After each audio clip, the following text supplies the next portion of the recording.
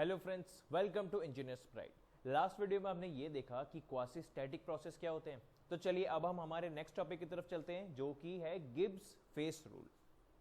Okay,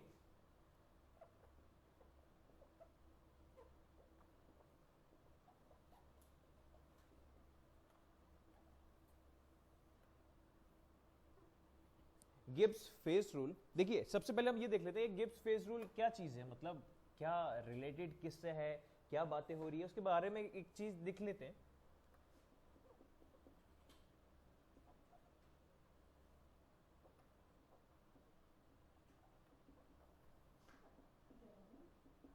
It is a basic principle governing systems in thermodynamic equilibrium.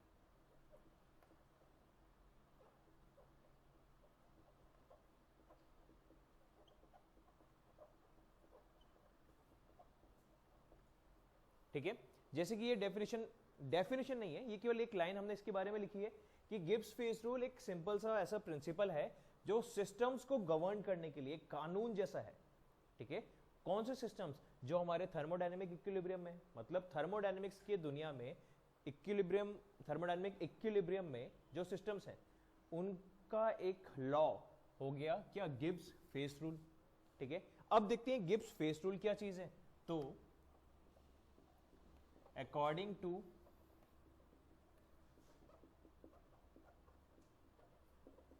Gibbs phase rule, according to Gibbs phase rule, P plus F equals to C plus 2। ये है हमारा Gibbs phase rule के according. ये equation हमेशा satisfy होनी चाहिए for the systems in which are in thermodynamic equilibrium. ठीक है, अब ये क्या चीज है? टू तो हमें समझ में आता है, टू तो मैथमेटिकली एक डिजिट है। ठीक है, सॉरी, पी एफ सी क्या है?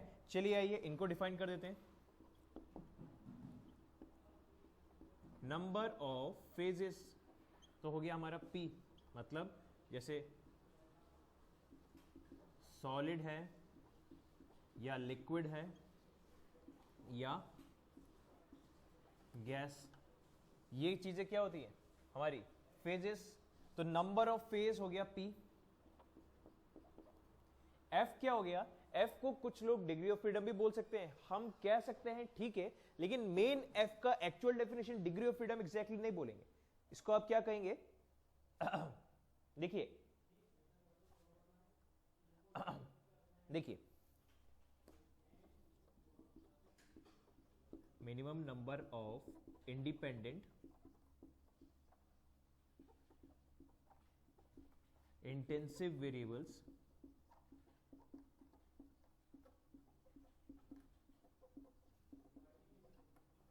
required to fix the state। अब जरा थ्योरी ऑफ मशीन्स के डिग्री ऑफ फ्रीडम का डेफिनेशन देखिए। Minimum number of independent variables required to define the motion, हाँ या ना? ठीक है, तो वैसा ही कुछ है ये definition, minimum number of independent intensive variables जो स्टेट को फिक्स करने के लिए हमारे पास जरूरत है, मिनिमम नंबर ऑफ। ठीक है, इसीलिए हम इसको क्या कह सकते हैं? ये डिग्री ऑफ फ्रीडम हो गया हमारे प्रोसेस का।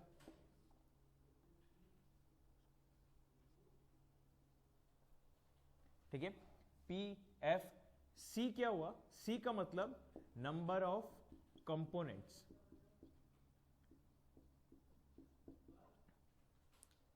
ओके,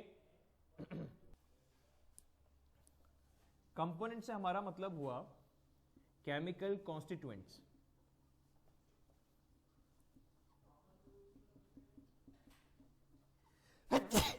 सॉरी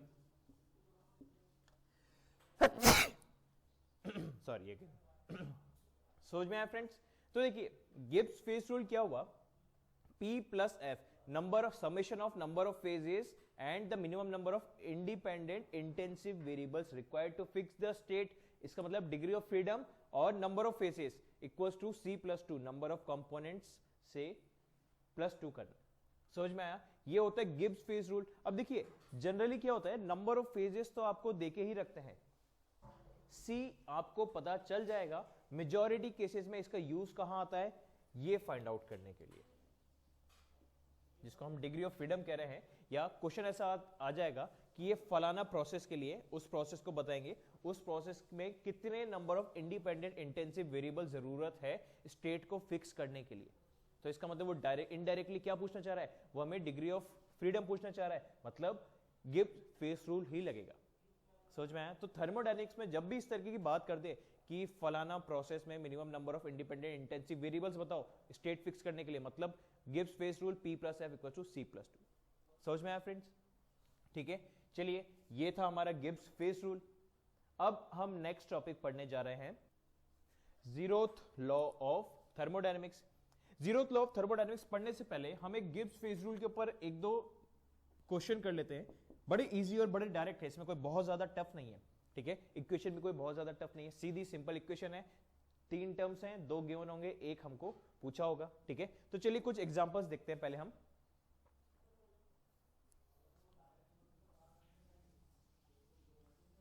एक कंटेनर में ऑक्सीजन गैस है। ठीक है, इसका F निकालेंगे हम। एक कंटेनर में वाटर और स्टीम है।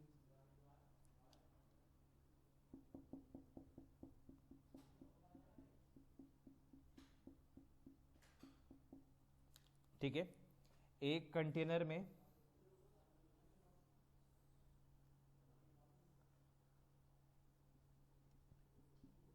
वाटर और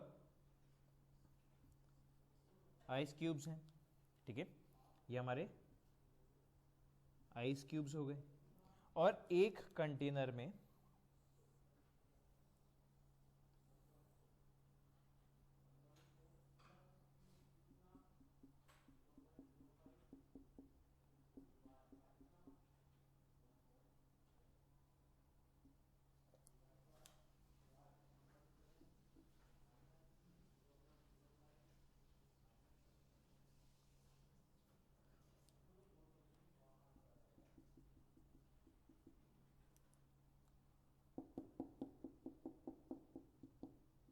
स्टीम है, वाटर भी है और आइस क्यूब्स भी है। ठीक है, तो हम क्या करते हैं, इन चारों केसेस में हमको क्या निकालना है, F निकालते हैं। ठीक है, चारों केसेस का। तो चलिए पहले एक बार आप अटेम्प्ट कीजिए चारों का F निकालने के लिए।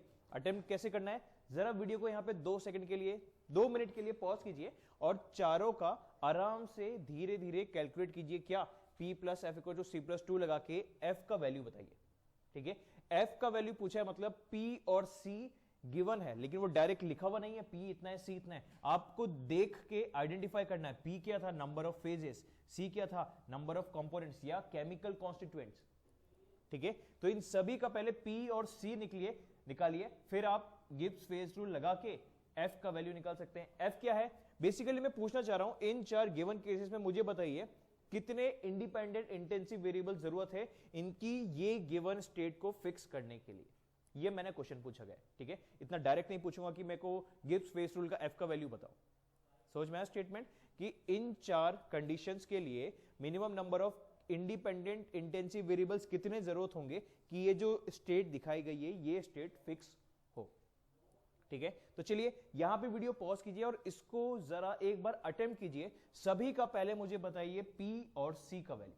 P क्या है, number of phases, C number of components. इन चारों के पहले P और C निकालते हैं, फिर हम गिब्स फेस रूल रखेंगे। ठीक है फ्रेंड्स, देखिए पहले हम ऑक्सीजन गैस की बात करते हैं। इस कंटेनर में सिर्फ ऑक्सीजन गैस है, मतलब गैसियस स्टेट में। तो नंबर ऑफ फेजेस यहां पे कितने हैं, एक ही फेज में है। यहां पे गैस फॉर्म में भी H2O है, लिक्विड फॉर्म में भी। तो फेजेस कितने हो गए, लिक्विड और गैस 2 फेज। तो यहां पे P2, यहां पे ऊपर कुछ भी नहीं है। ठीक है, यहां पे वैक्यूम है, ये आइस क्यूब्स हैं, ये वाटर है। ठीक है, आइस क्यूब मतलब सॉलिड स्टेट में H2O, वाटर मतलब लिक्विड स्टेट में H2O। तो हम यहां पे भी टोटल नंबर ऑफ फेजेस कितने हुए? 2, सॉलिड और लिक्विड। इस केस में यहां पे स्टीम हुई, यहां पे आइस क्यूब्स, ये वाटर, तो number of phases liquid, solid and gas. तो नंबर ऑफ फेजेस यहां पे हो गए 3। ठीक है, चलिए P तो सबका लिख दिया। अब हम नंबर ऑफ कंपोनेंट्स या कितने केमिकल कॉन्स्टिट्यूएंट्स हैं, ठीक है, इसमें सिर्फ ऑक्सीजन गैस है, ठीक है। नंबर ऑफ कंपोनेंट्स कितने हो गए? 1, ठीक है। इसमें वाटर और स्टीम ये दोनों ही क्या है? H2O और H2O, बस अलग अलग फेजेस में, लेकिन नंबर ऑफ कंपोनेंट्स कितने हुए? 1। वाटर एंड आइस क्यूब दोनों है तो H2O, ठीक है, बस फेज अलग अलग है, तो नंबर ऑफ कंपोनेंट्स यहां पे हुए 1। यहां पे लिक्विड, सॉलिड और स्टीम, तो यहां पे नंबर ऑफ कंपोनेंट्स कितने हो गए? 1, क्योंकि तीनों ही क्या है? H2O है, बस अलग अलग फेज में। तो P और C हमने लिख दिया है, ठीक है। चलिए एक और एग्जांपल ले लेते हैं छोटा सा।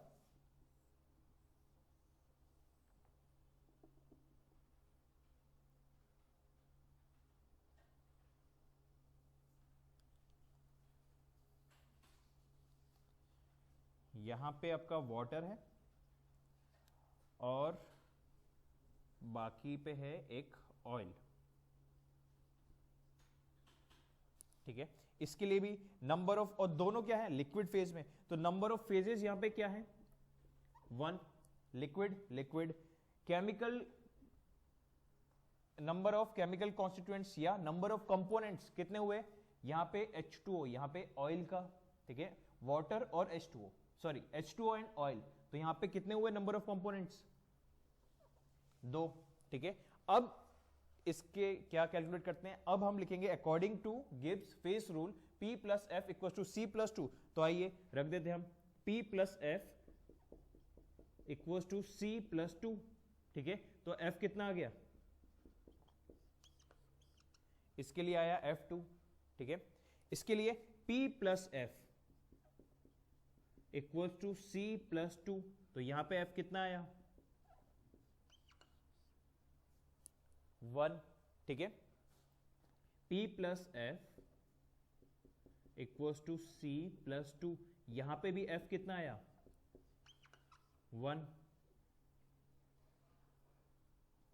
यहां पे P plus F equal to C plus 2, ठीक है। कितना है ये F? 0। इस केस में P plus F equal to C plus 2 कितना आया? 3।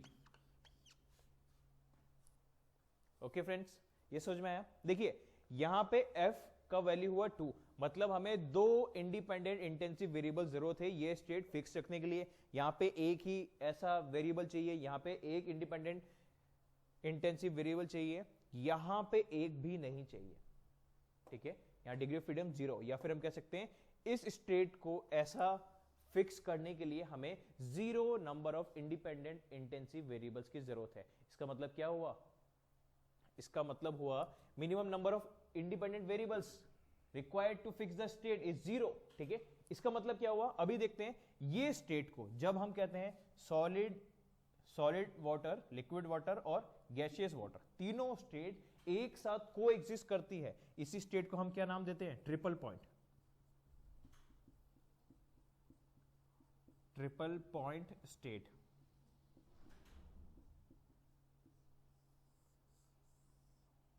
ठीक है।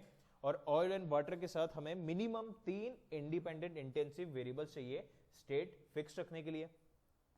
तो इन चारों में हमें ये बस याद रखना हुआ, ट्रिपल पॉइंट स्टेट में क्या होता है? ट्रिपल पॉइंट स्टेट में minimum number of independent intensive variables required is 0 and phases 3 दिख ही रहे हैं, कंपोनेंट्स यहां पे क्या है? 1, क्योंकि सब H2O ही है, बस अलग अलग फेज में है। ओके फ्रेंड्स, ये हुआ हमारा क्या? गिब्स फेज रूल का एक एग्जाम्पल। समझ में आया? जो बच्चे नोट डाउन कर रहे हैं वो जरा वीडियो यहां पे पॉज करके नोट डाउन कर लीजिए, और जिन्होंने नोट डाउन कर लिया है वो नेक्स्ट टॉपिक की तरफ चलेंगे। अब हम क्या, जीरोथ लॉ ऑफ थर्मोडायनेमिक्स। अब हम थर्मोडायनेमिक्स के एक्चुअल लॉ की बात कर रहे हैं, जीरोथ लॉ ऑफ थर्मोडायनेमिक्स। ठीक है, तो चलिए पहले जिनको लिखना है वो वीडियो पॉज करके इसको नोट डाउन कर लीजिए, फिर हम हमारे नेक्स्ट टॉपिक की तरफ बढ़ते हैं।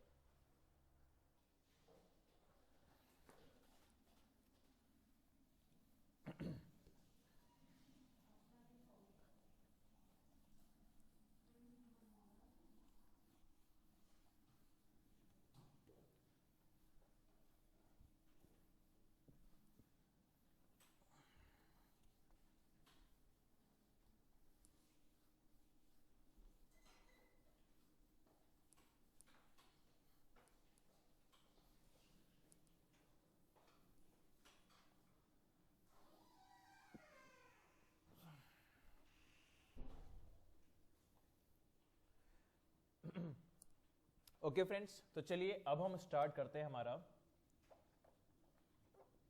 Zeroth law of thermodynamics.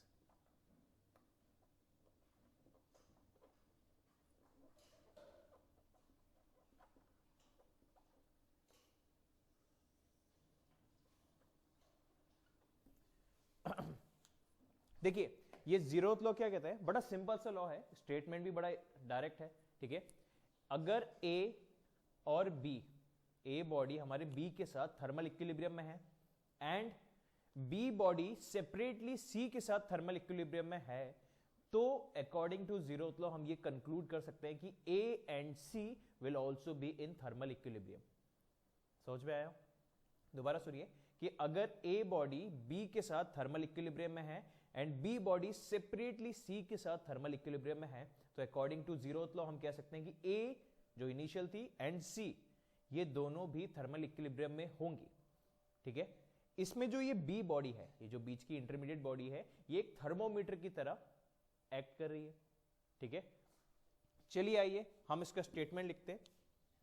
देखिए जो भी थर्मोडायनेमिक्स के लॉज होंगे उसमें स्टेटमेंट बड़े इंपॉर्टेंट है, तो स्टेटमेंट एज इट इज आपको याद भी होने चाहिए, क्योंकि इंटरव्यू में बहुत सबसे पहले अगर आप बोलते हैं थर्मोडायनेमिक्स मेरा काफी स्ट्रॉन्ग सब्जेक्ट है, तो वो पहले पूछते हैं सेकंड लॉ के स्टेटमेंट बताओ। ठीक है, उसके बाद आगे फिर वो खेलना स्टार्ट करते हैं। ठीक है, तो पहले statement, when a body A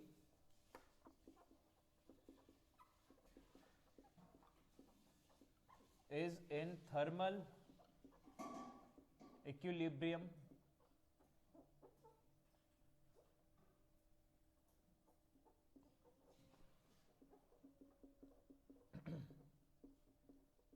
with body B and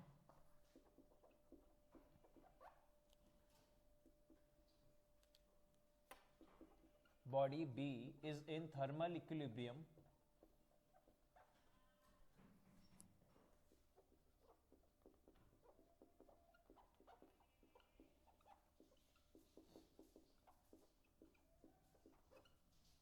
with body C separately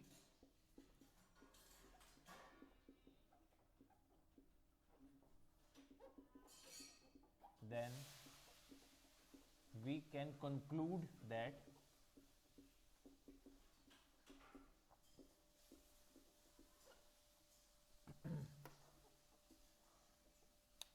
body A and C are in thermal equilibrium.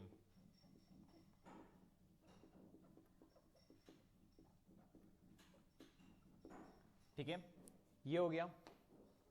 ठीक है, जीरोथ लॉ ऑफ थर्मोडायनेमिक्स का स्टेटमेंट तो ये हो गया। ओके, और इसमें एक छोटा सा पॉइंट कि इन जीरोथ लॉ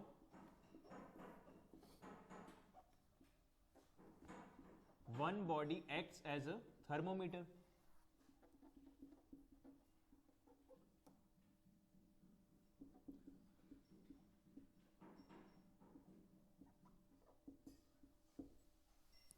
ओके, चलिए ये तो हमको समझ में आ गया जीरोथ लॉ क्या चीज है, लेकिन ये मेन चीज तो ये होती है ना कि हम लॉ को पढ़ते क्यों है, ताकि उनको एप्लीकेशंस में अप्लाई कर सके।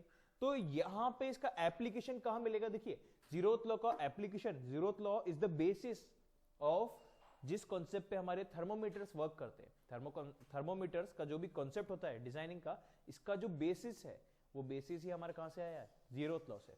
कैसे, चलिए आइए अब हम उनको देखते हैं। सबसे पहले जीरोथ लॉ ऑफ थर्मोडायनेमिक्स पढ़ने के बाद हमारे मन में एक वर्ड आना चाहिए, क्या, कि ये थर्मोमेट्रिक प्रिंसिपल क्या चीज है। ठीक है, थर्मोमीटर जानने के लिए हमें पहले ये जाना होगा ये थर्मोमेट्रिक प्रिंसिपल या थर्मोमेट्रिक लॉ ये क्या चीज होती है। तो चलिए आइए अब हम ये देखते हैं, थर्मोमेट्रिक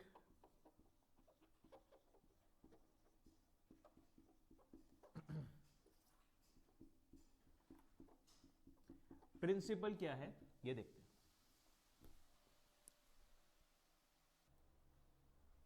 अब देखिए पहले हम इसको समझ लेते हैं कि ये थर्मोमेट्रिक प्रिंसिपल क्या चीज है। देखिए थर्मोमेट्रिक प्रिंसिपल हमें ये तो पता है कि थर्मोमीटर का बेसिस है, कैसे ये देखते हैं।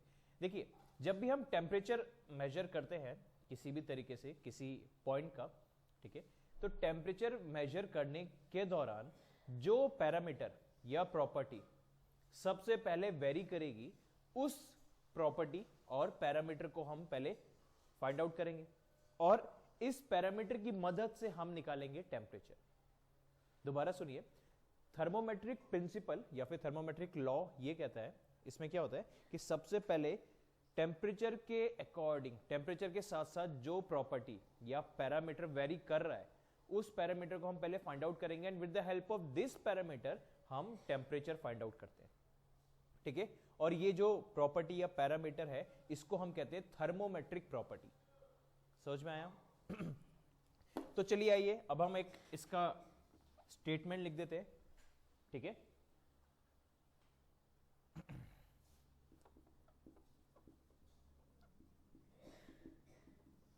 in measuring temperature,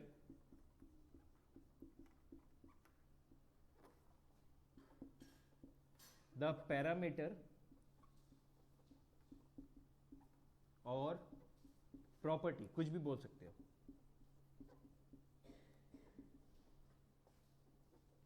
which varies with temperature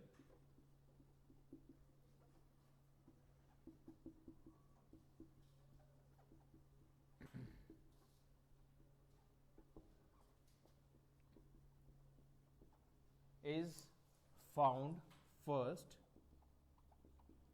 and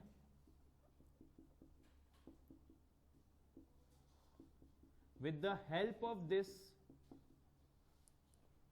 property या parameter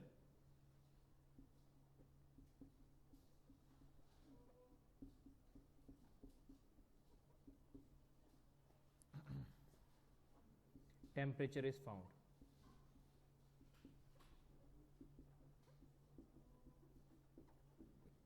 सबसे इंपॉर्टेंट लाइन क्या, जब भी हमें किसी चीज का टेम्परेचर मेजर करना हो तो वो प्रॉपर्टी या पैरामीटर जो टेम्परेचर के साथ वेरी हो रही है, सबसे इंपॉर्टेंट लाइन, द पैरामीटर और property which varies with temperature, उसको फाइंड आउट करते हैं और उसकी हेल्प से हम टेम्परेचर निकालते हैं। ठीक है, और इस प्रॉपर्टी या पैरामीटर को हम क्या कहते हैं, थर्मोमेट्रिक प्रॉपर्टी। ठीक है, and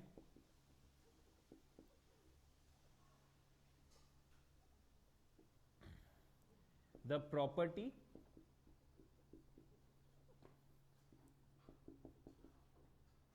with the help of which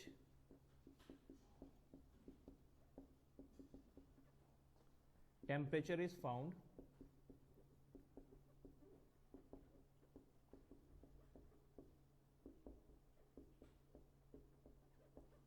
is known as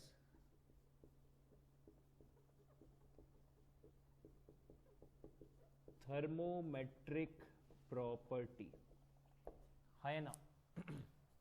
ठीक है, तो ये चीज हो गई। अब कभी भी ऐसा आ जाए कि किसी भी अलग मैच द फॉलोइंग में अलग अलग थर्मोमीटर्स के बारे में बात हो जो हम नेक्स्ट वीडियो में पढ़ने वाले हैं, तो उस थर्मोमीटर की थर्मोमेट्रिक प्रॉपर्टी कैसे निकालेंगे। थर्मोमेट्रिक प्रॉपर्टी क्या है, वो चीज जो टेम्परेचर के साथ वेरी हो रही है, इसीलिए इसको अंडरलाइन किया गया है, इसको हम पहले निकालते हैं और इसकी मदद से टेम्परेचर निकालते हैं। ठीक है, ये तो हमारा कॉन्सेप्ट हुआ, ये हमारा बेसिक हुआ थर्मोमीटर का। थर्मोमीटर हमारा इस जीरोथ लॉ पे बेस्ड है और जीरोथ लॉ और थर्मोमीटर के बीच में हमने प्रिंसिपल बताया कि पहले हम उस पैरामीटर को फाइंड आउट करते हैं जो हमारे टेम्परेचर के साथ वेरी कर रहा है और फिर उस उसको निकालने के बाद हम टेम्परेचर फाइंड आउट कर सकते हैं। ठीक है फ्रेंड्स, ये हुआ। तो चलिए इस वीडियो में यहीं तक। नेक्स्ट वीडियो में हम क्या देखने वाले हैं कि अब ये टेम्परेचर्स कितने टाइप्स के हैं। ठीक है, टेम्परेचर्स एंड थर्मोमीटर्स। ठीक है, टेम्परेचर में भी अलग अलग स्केल हम यूज करते हैं, प्लस थर्मोमीटर्स में भी हम अलग अलग स्केल यूज करते हैं। तो पहले थर्मोमीटर उनके टाइप्स और टेम्परेचर के स्केल उनके टाइप्स में हम कुछ चीजें पढ़ेंगे अपने थर्मोडायनेमिक्स के नेक्स्ट लेक्चर में। तो चलिए, वीडियो अच्छा लगे तो वीडियो जरूर लाइक कीजिए, चैनल को सब्सक्राइब कीजिए, अपने फ्रेंड्स को भी वीडियो शेयर कीजिए। ओके फ्रेंड्स, तो चलिए, जिन्हें ये लिखना है वो वीडियो यहीं पे पॉज करके इसे कॉपी कर लीजिए, और जो नहीं लिख रहे हैं वो thank you, have a nice day, video like कीजिए। Thank you friends.